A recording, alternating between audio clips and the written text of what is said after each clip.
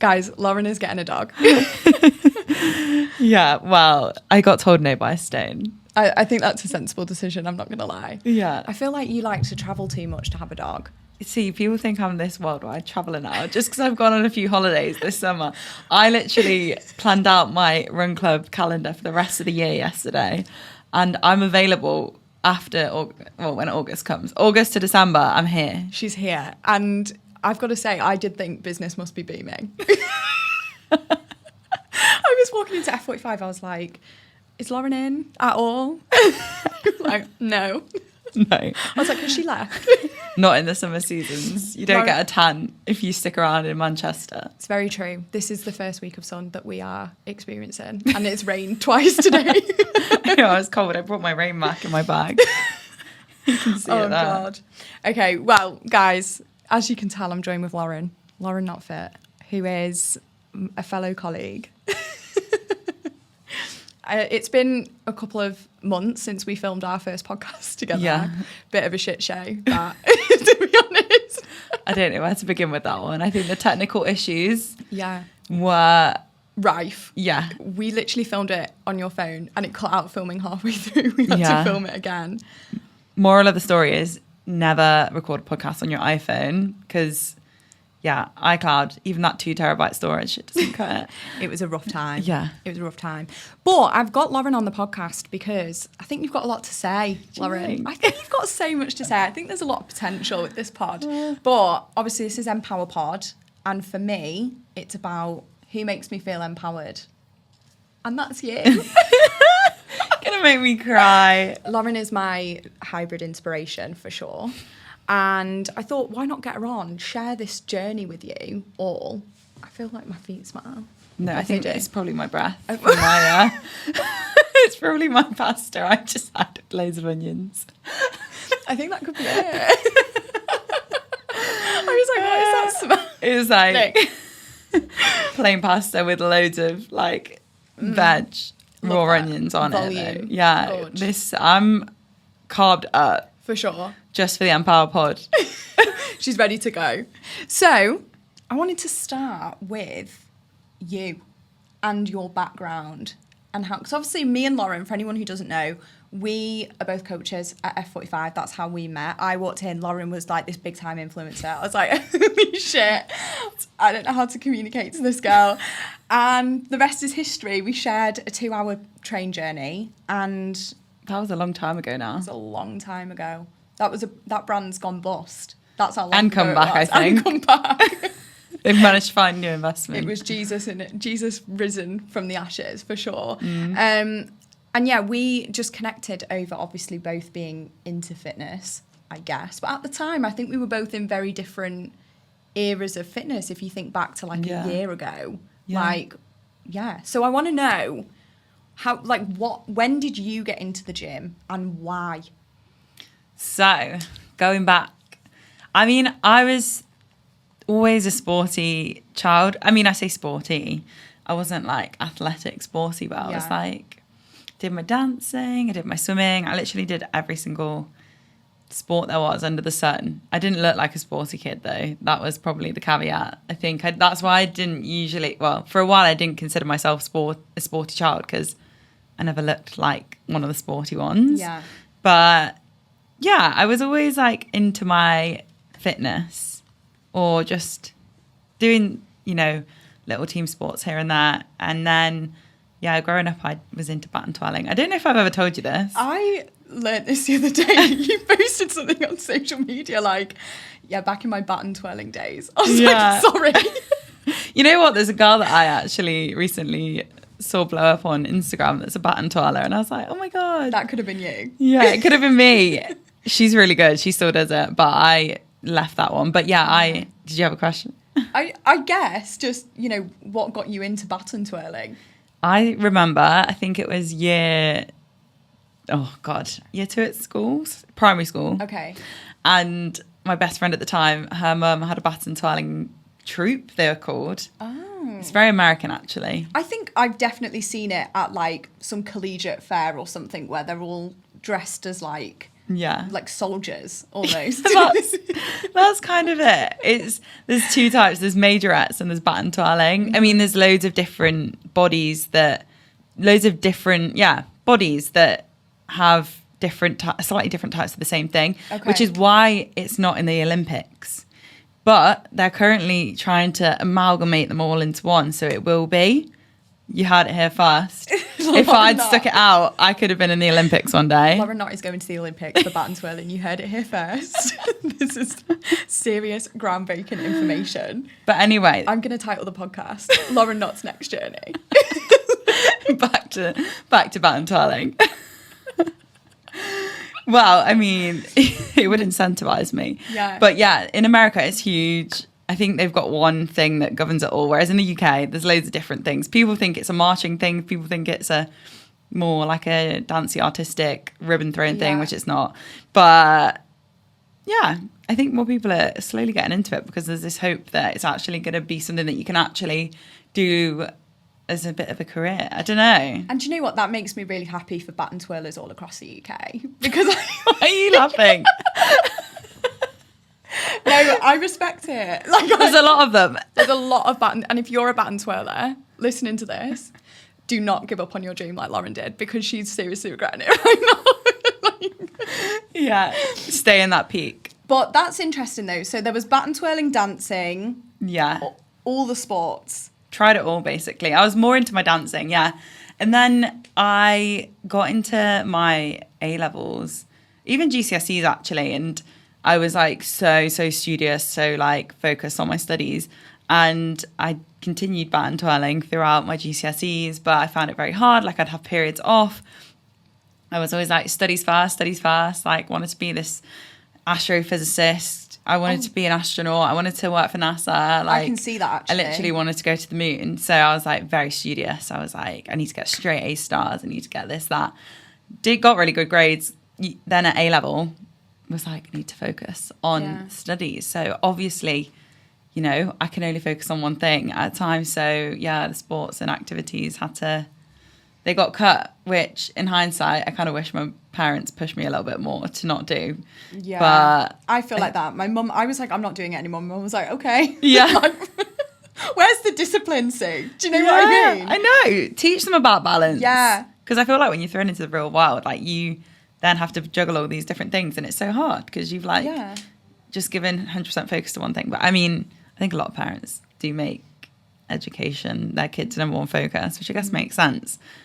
Got into a great university and did a really horrible hard degree. Yeah, you did maths, right? Yeah. That is Struggled so crazy to me, maths. Yeah. Like insane though, because it's obviously a good skill to have. But I feel like maths at uni goes above a level of actual maths. Maths. It's like next level. There was people in my class that were like on university challenge. Like they were smart. And I'd be that girl that like runs in 5 minutes late because she's been on a night out the night before with my coffee in hand. Oh. And they'd be like, oh, there she is.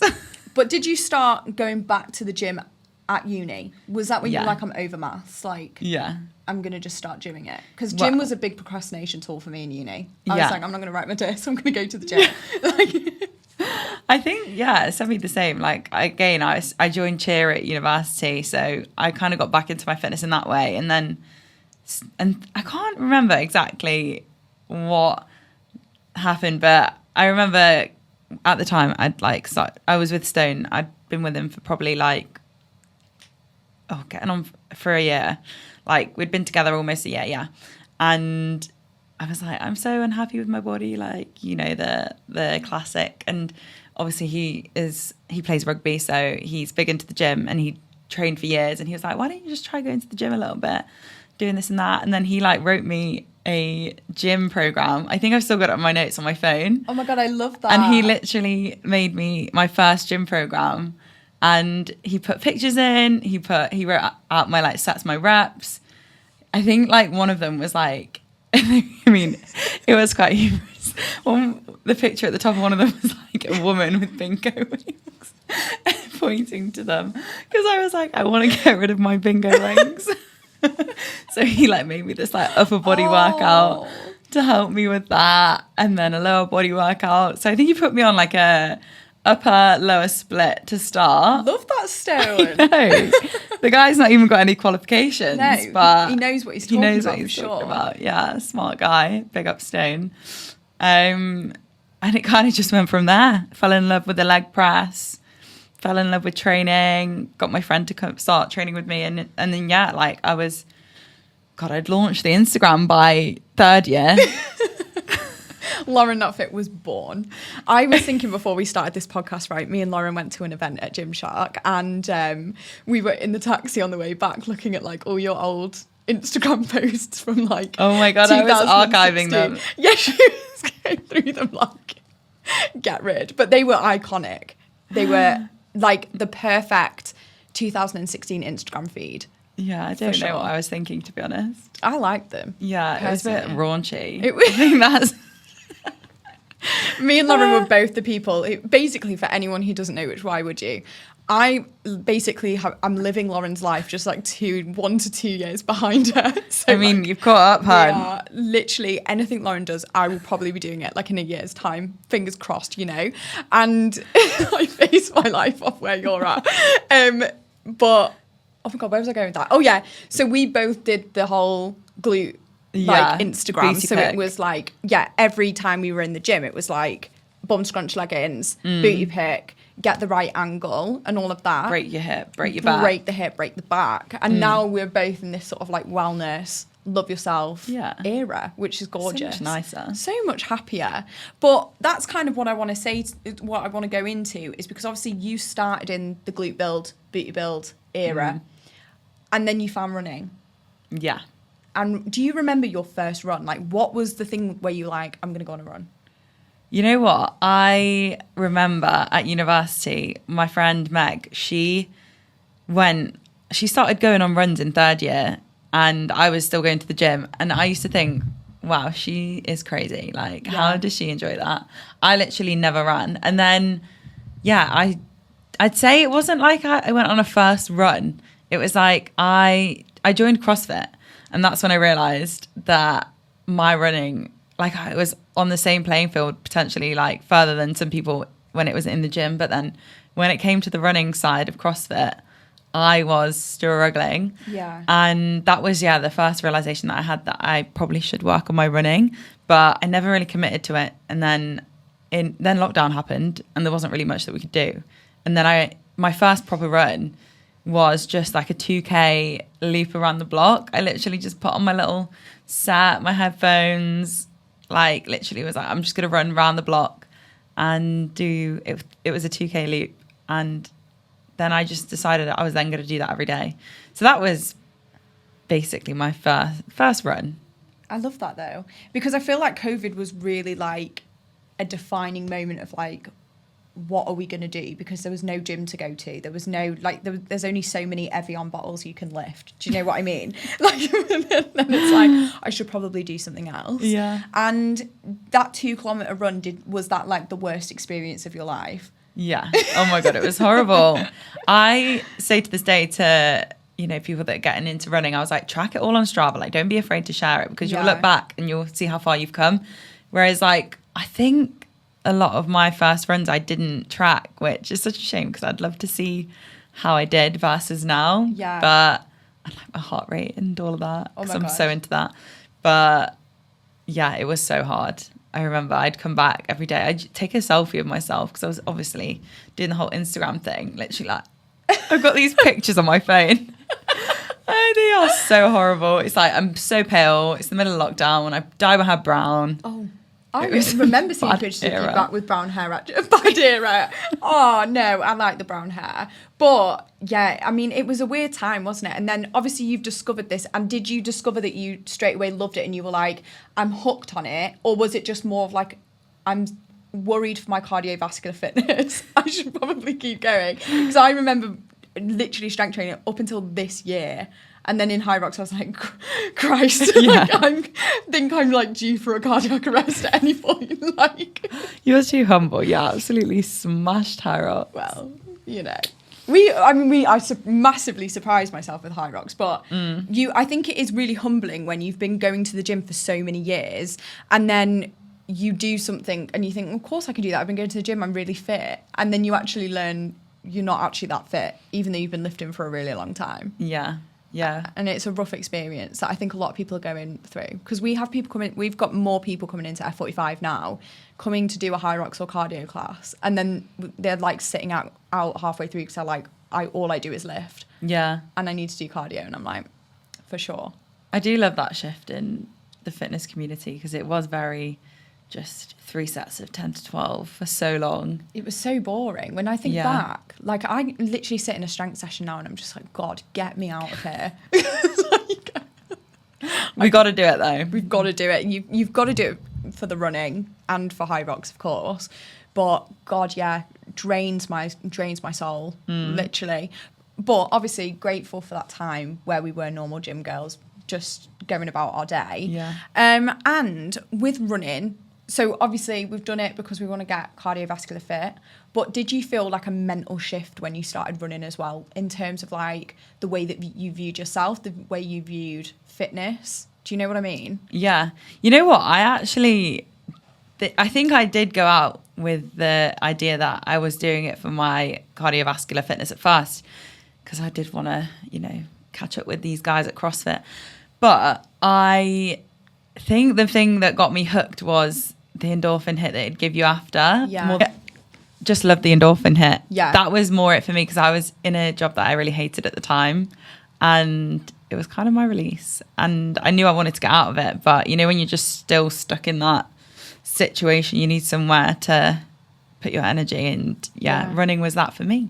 I think that's so important as well, because you do see a lot of people who aren't into fitness now, and a lot of people are quite miserable in their job, but it's not always an option. Like, people always say, oh, leave your job, like who cares? But it's not always an option for people to do that, especially in this climate, which is like horrendous for like economically and whatever. I don't know too much going on, to be honest, but I've heard it's bad. And but like, I think I would say to people, it's really good, even if you don't like that part of your life, having something that can be like a release that you really enjoy external to that's not just like sitting on the sofa watching Netflix. Like, of course you're going to enjoy watching a film, but actually getting endorphins from other parts of your life can make the other parts not seem as bad, if that makes sense. Yeah, I think it teaches you a lot as well. Yeah. About yourself. And yeah, I would definitely agree. And it's so good for helping you control things like anxiety, because I definitely was going through that at the time. I still do get anxious girlies. Anxious girls.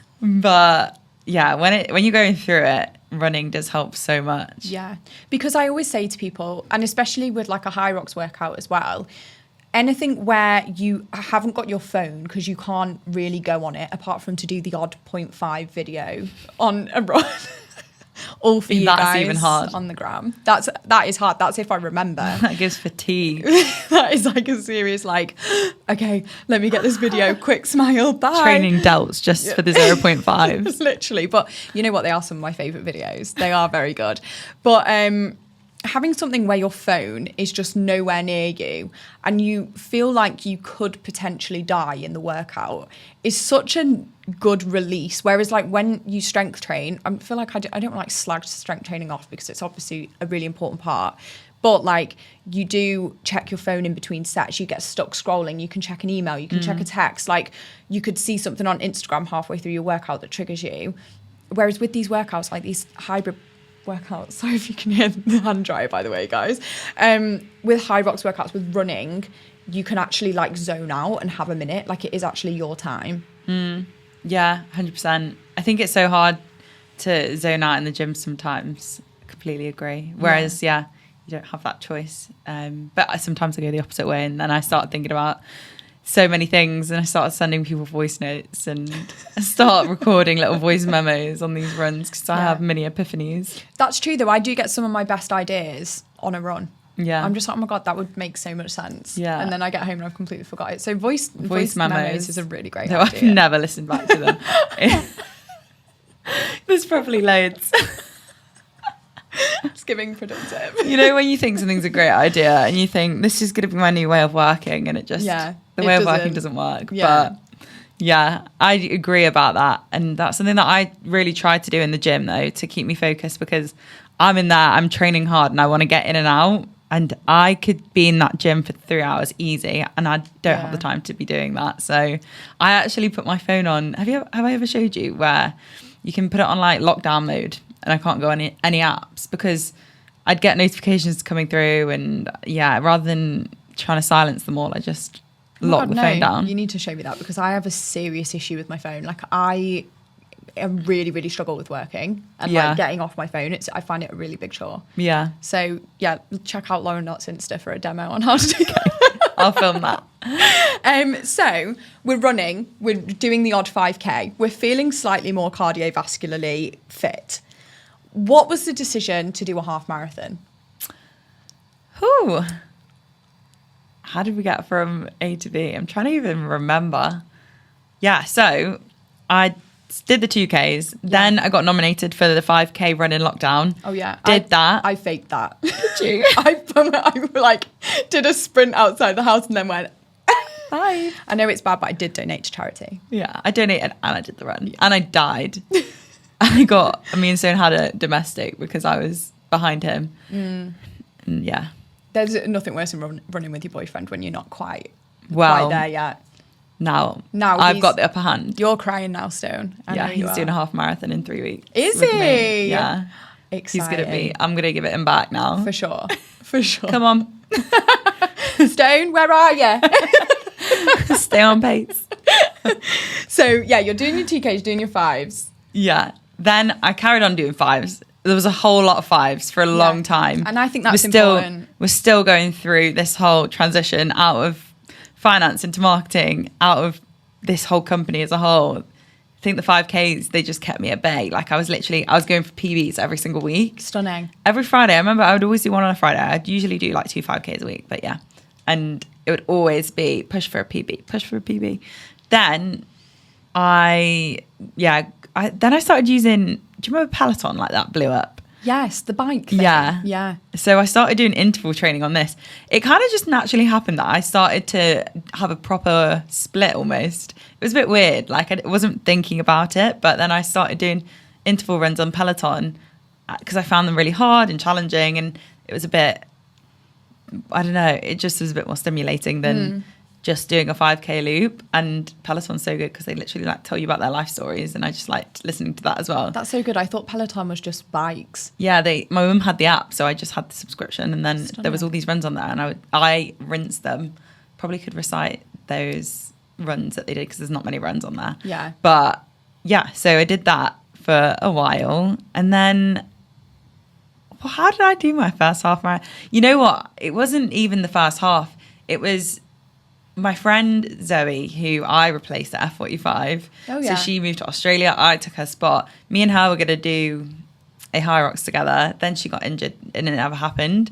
So I was like, you know what? Next year, I'm going to do a Hyrox. So it was actually Hyrox that kind of kicked it off. Yeah, that was the same for me.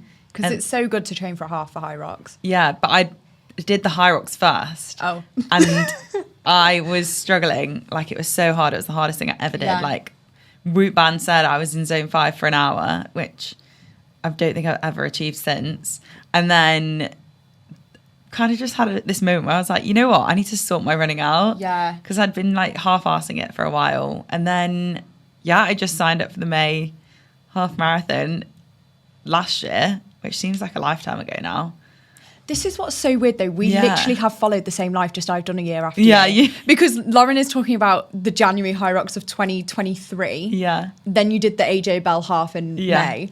I did the 2024 Hyrox, half-arsed my running, literally did a 5K on Christmas Day. I went, there we go, that's the training. And then was like, God, I need to sort my running out. Then I did the AJ Bell half. And absolutely smashed it. To be fair, it did go better than expected. But if you want to be humbled with your running, do a Hyrox doubles, because I'm not recommending doing it untrained. But if you just need a kick up the arse, that is going to like seriously... It sends you. Oh my God, it felt like my heart was going to come out of my chest. I remember Logie saying, you just need to recover on your runs. And I was like... How does one recover off their runs? Yeah, this is it. If you speak to anyone who is, I mean, when we say Logie, like Logie is the OG hybrid athlete. Like, I hope he's listening. Yeah, if you're listening, Logie, so proud of everything you're doing now, like as well, smashing it. But he is like very muscular, not in a weird way, just he is. And he can run. Pretty sure he's ex-Marines. All these like ex-army people and Marines are getting like into SAS. Hyrox, aren't they? And they're really stealing it from us. They're really giving us some serious stimulation to do well. And yeah, he's so muscly, and then you find out he can run a 5K in like 10 minutes. You're like, okay, don't know how those two work out.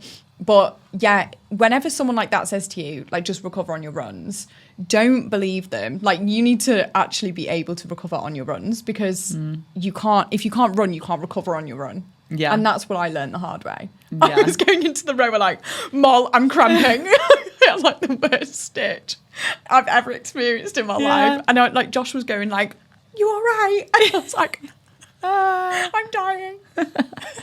Honestly, it's a runner's race. It's a runner's race. It really is. I remember doing my first Hyrox, looking down and seeing someone in some like race illegal shoes. But I think that's just illegal for like marathons and stuff if you're a professional. Yeah. But you know me. I'm a rule follower. And I thought they're going to be going so fast. And I'm here in my like everyday trainers. Yeah. And did you find, so this is sort of what I wanted to lead into anyway, with like Hyrox and marathons and everything. Did you find that from improving your running, when you then went to do Hyrox for the next time, did you feel like good on your runs?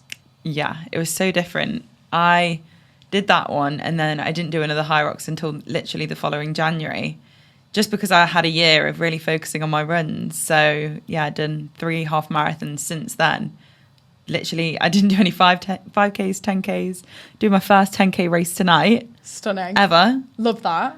But yeah, then I'd signed up for that following one because it's not cheap. And I think my first Hyrox, I paid about £80 for my ticket. And then the following year it was 100. And I just paid £120 for my London ticket. Like, and it goes up by 20 quid a year. I also just found out we could have got in for free as F45 coaches. Oh, really? I was like, So tell me more about that, because I really want to get in. Honestly, insane. But yeah, it's so expensive to do. Yeah. So yeah. It's not cheap. So that's why I was like, I'll just wait till the following year. Yeah. I'd kind of forgotten about it, but I was still into Hyrox as such. Like I started doing, I was still doing F45. Yeah. And I was very much focused on this body recomp for last year, plus running, which was a lot to juggle anyway. Yeah. So yeah, I was trying to kind of do those in sync. But the following year, I did another Hyrox, and that one felt so different. Yeah. It was wild, but it was my partner's first Hyrox, so I think she was going through what I was going through the year prior. And yeah, we did well. We did really well. Yeah, you did so good. But yeah, then I had that extra scratch, did that solo. It's kind of just snowballed from there. And so the difference between, because there will be a lot of people listening to this that are thinking of doing a Hyrox.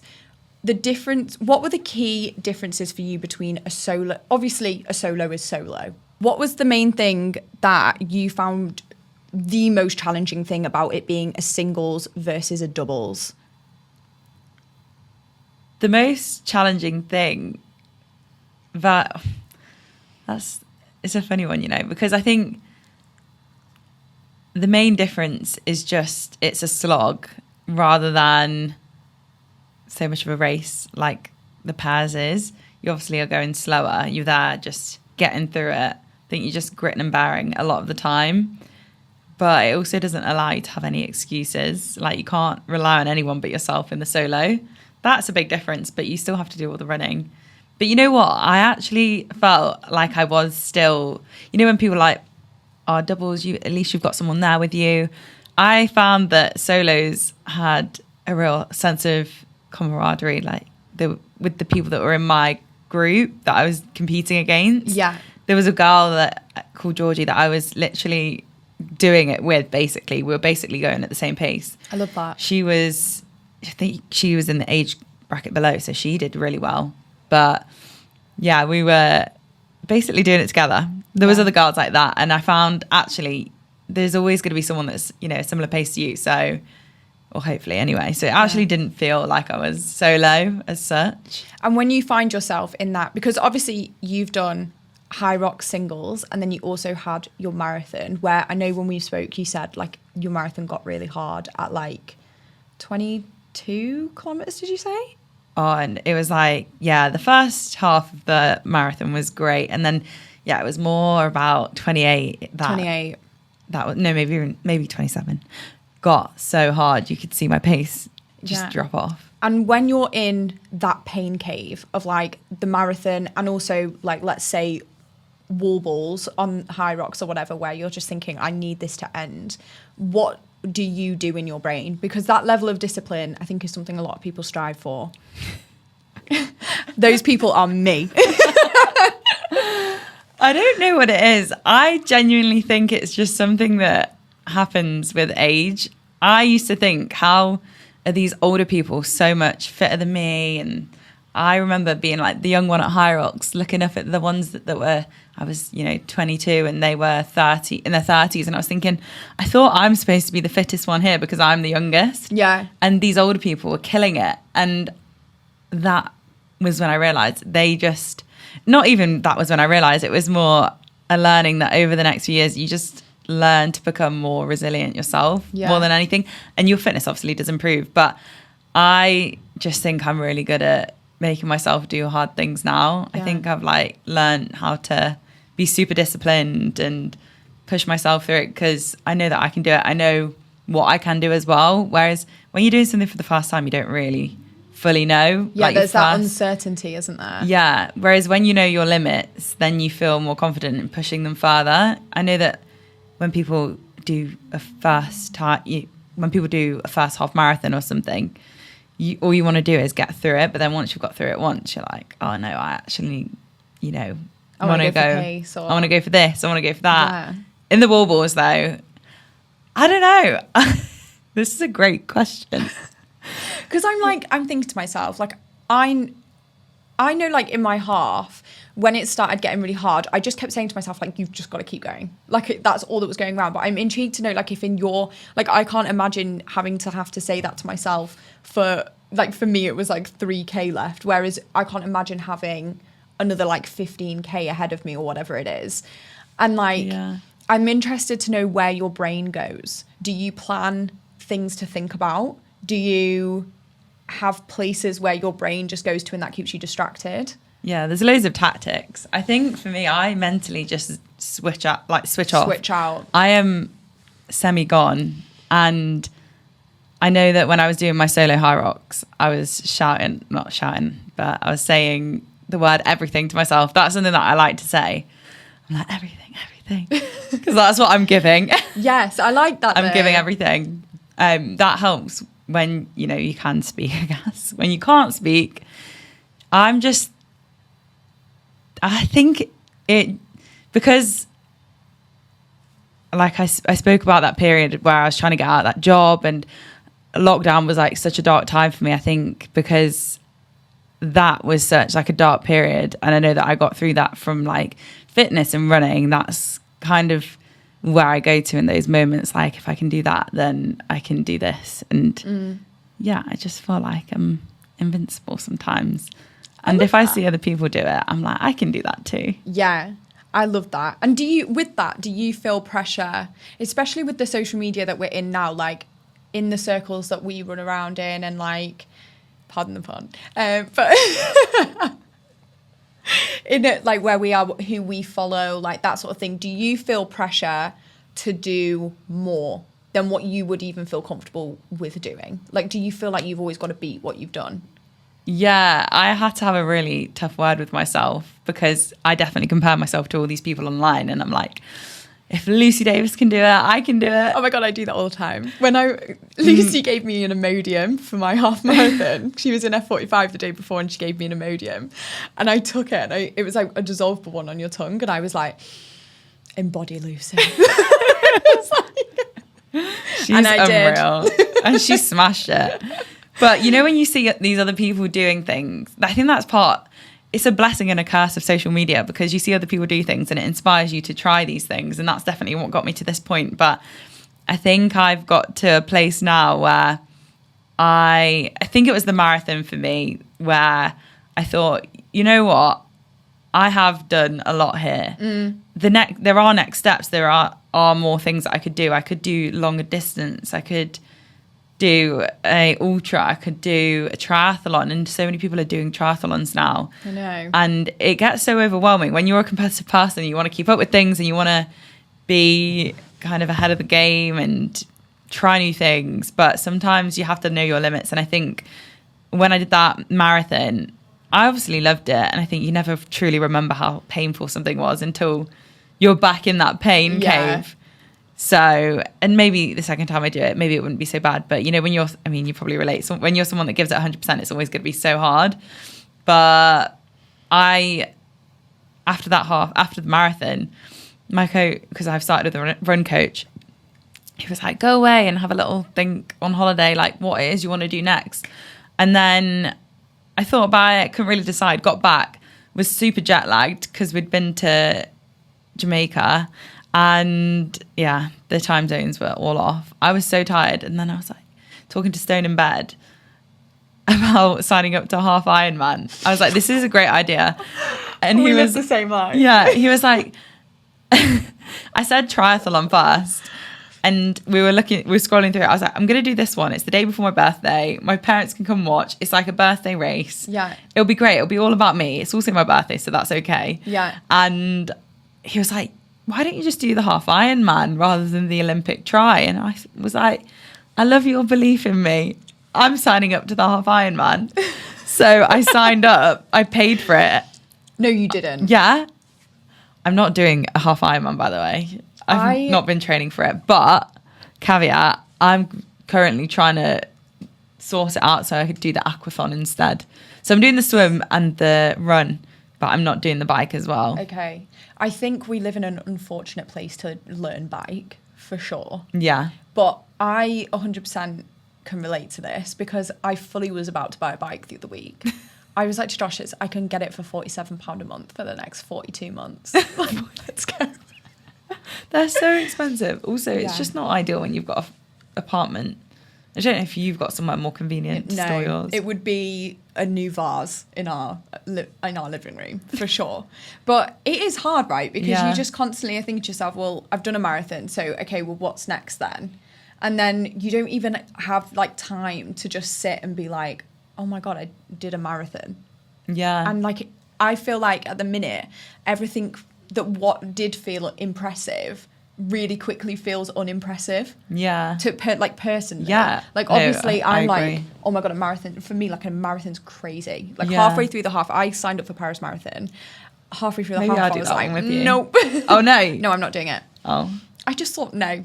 I just thought, I can do hard things, but I don't want to do that. Yeah, like, you don't need to do that. I don't need to. Like, I just was like, I don't want to do that.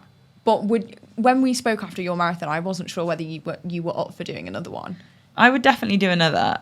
Like I said, I think you just forget how hard something was. But I, like I said, had a really firm word with myself. And I realised I don't really love anything that takes more than 2 hours to complete. And that's why half marathon's great. Hyrox is great.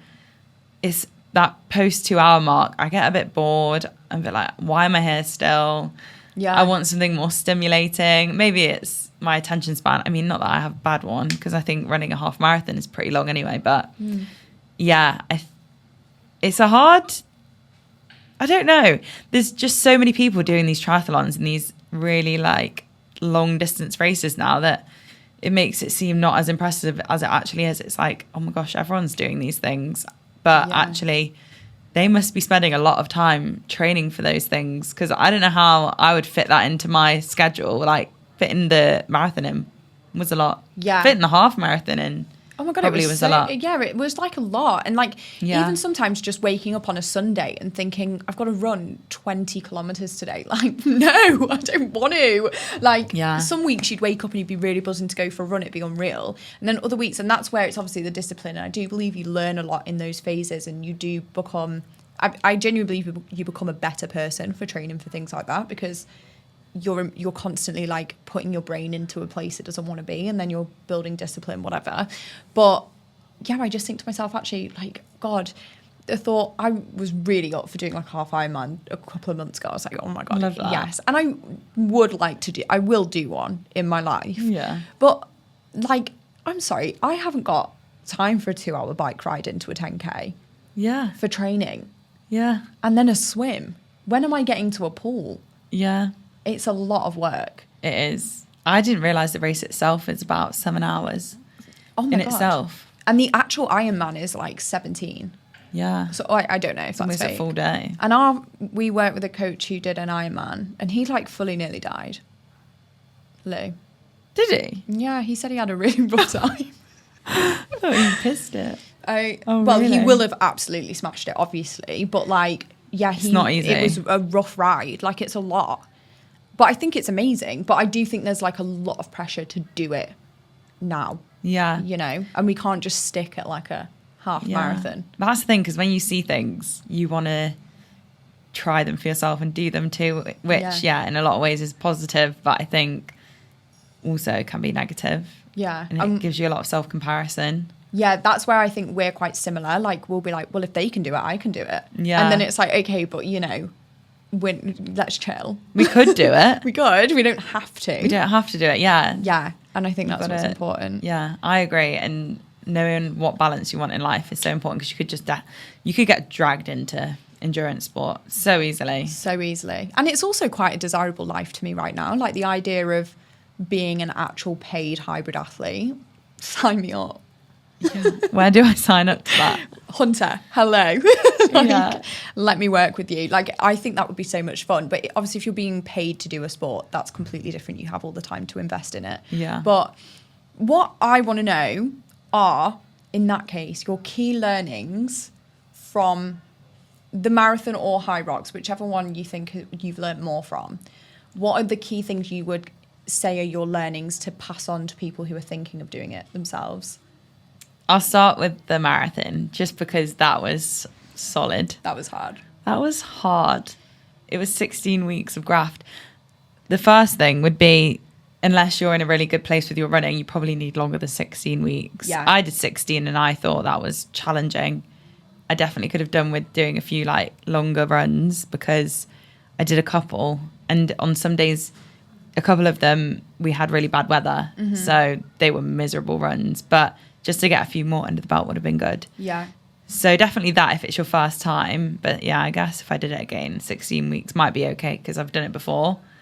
And then the long runs would definitely be to do it with friends. That really saved me, like running with friends. Though it's not always possible.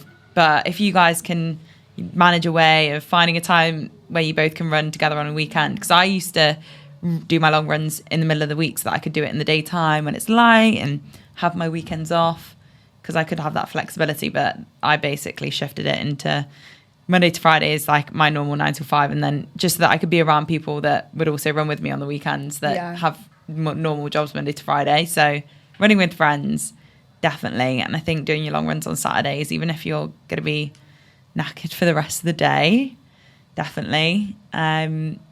And let me think of something really good. What was really tough? One thing that I was speaking about with some friends is this feeling of not really being able to control your body so much, because when you're training for something like a marathon, it's the first time, you don't really know how your body's going to respond. Some people put on a lot of weight. I definitely started to struggle with balancing things with the gym. I didn't realize, but I was like getting so tired. I was getting so tired. I think I was getting overtrained, and I didn't tone down my weight sessions enough. But I really wanted to keep my body comp up. So it was a hard one to balance. But yeah, you don't really know how your body's going to react. So you have to just kind of be understanding of that and try fuel it in the best way that you can, and just take every run as a learning. But if you do put on weight or lose muscle when you run, then yeah, it will come back. Yeah. It's about like being kind to yourself, I guess, in the process, because Yeah. You're literally putting your body through something crazy, and you can't do everything. There's not enough hours in the day to build loads of muscle, run a marathon, and like you can be, I think something that really helped me learning is like, you can be in phases. I think it was like a Nick Bear podcast I was listening to, and he was saying how like what's good about training hybrid is that you can just be in phases, and you know that if I'm in a running phase right now, okay, great, I will be back in a muscle build phase at some point, and it'll come back quite quickly because it's muscle memory and whatever. And it's good to kind of just think like that and be kind to yourself in terms of like your recovery as well, like not trying to rush back into going straight back to a PB and your hip thrust. Like Lauren, you hip thrust like a crazy amount. This girl's not anymore. Like honestly, I remember being in a gym. You must have a video of me like just sat gawking at you in the gym because she was literally hip thrusting like 200 kg or something like that. Crazy. I think you edited me out of the video because I was just like, I was like, this is crazy. I think I do. Yeah, I think it's just about being kind to yourself. Like I know I only did a half, but I've only really just started to feel semi-normal again. Like, yeah, it takes everyone different amounts of time to recover from it. And yeah. I think I definitely try not to... everyone is so different, and I really can push myself quite hard, but I think I probably took it to the extreme. Yeah. I'm really learning how to not do that currently, because when you're overtrained, it's not great. It's better to have it work smarter, not harder all the time. Obviously pushing yourself to failure is really good, but when you're doing that alongside the marathon, gosh, I was so tired all the time. I was sleeping a lot and my Whoop was telling me off regularly. I remember you coming into F45 once and just saying like red recovery all the time. Yeah. And also don't check your Whoop on the race day, because I remember walking into Hyrox and you were like, I'm on red. I was like, why have you checked? Because I didn't even look. I've stopped wearing my Whoop actually. Really? And any specific Hyrox ones? For someone that's never done a Hyrox before, that wants, I think it's not a cheap thing to just give a go, but do just give it a go, because when you do your first one, you'll learn so much about yourself, and it will probably inspire you for the things to come. Yeah, I agree. I feel like Hyrox is such a catalyst to just like opening you up into a new like form world. It's crazy. Yeah. It's a wild ride. Yeah, I'm excited for your Hyrox. I'm jealous that I'm not going to be there because it's Stone's birthday. Oh, Stone, for Christ's sake. Well, I'm doing London now as well. Are you doing London? I didn't get tickets. Did you not? No. Oh, yeah, you messaged me. Oh, well, I'm sure. Currently trying to earn my way in. Yeah, we'll find you a way. Didn't get into the London Marathon. I didn't either. I'm going to pretend to be sad. God, what a shame. I feel like it's really hard to get into, though. Like, crazy hard. I've not really I paid as well. Did you? Oh, I didn't. I did all the tricks. Oh, no. That's crap. There might be some spaces, though, for some potential branded, brands. I'm on it. If any brands are looking they need a runner. Yeah. Lauren is your gal for that. Maybe I'll do a different one. Yeah. But I'm going to think about it. Yeah, definitely. Well, Lauren Knott Fit, thank you so much for joining me on the pod.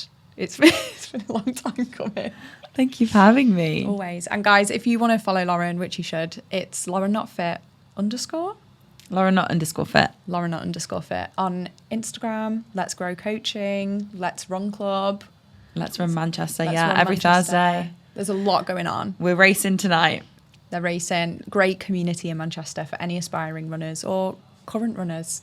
There's a real mix. So anyway, that's signing off. And we'll see you next week on the next one.